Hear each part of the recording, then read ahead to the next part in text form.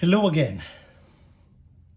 Today I want to talk about a particular practice that will be familiar to some people but not to others.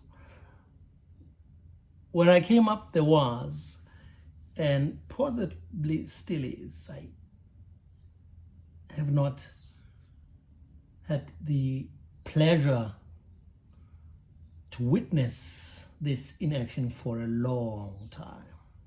Anyhow, there possibly still is a practice called hufereha in Sesotho, though most people use the term ukushela from isiZulu. This is how it works. A man approaches a woman.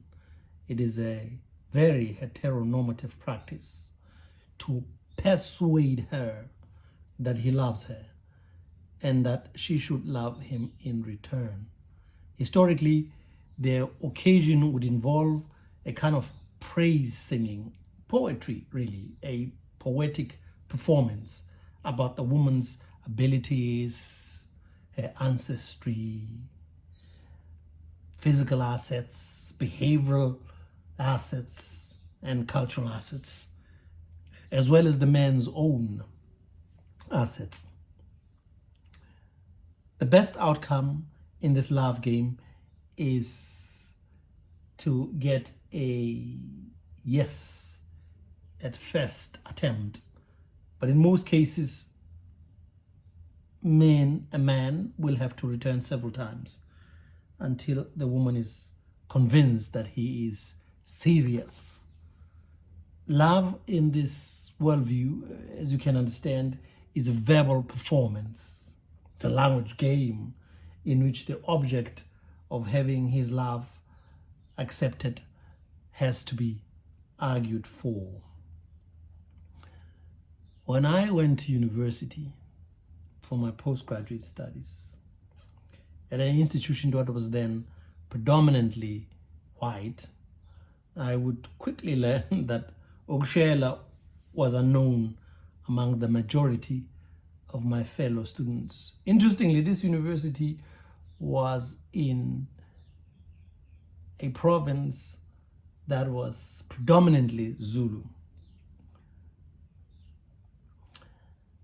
Well, that was university. Later in life, when I began to travel around the world, I learned from stories of love around a beer or a glass of wine that the practice was unknown among many whose company I kept. Given the dominance of cultural ideas about our lives generally, but specifically cultural ideas about love, many westernized black people, many westernized African also turn away from ukushela, whether they do that consciously or because their situation changes is something we could discuss. Anyhow, a person quickly learns that it is not acceptable to walk up to someone and begin to unpack to her why you love her and why you deserve to be loved by her.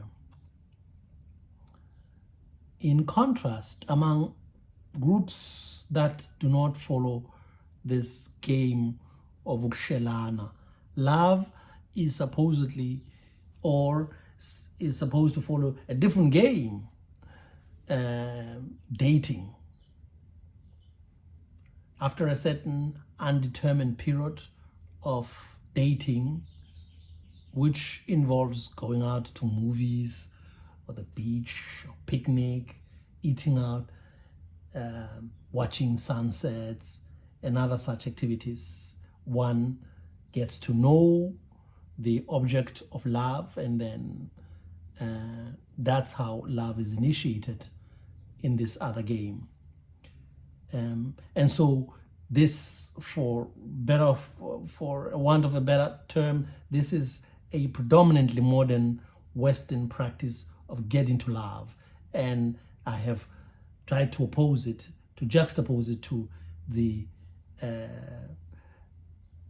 form of getting to love called ukushela.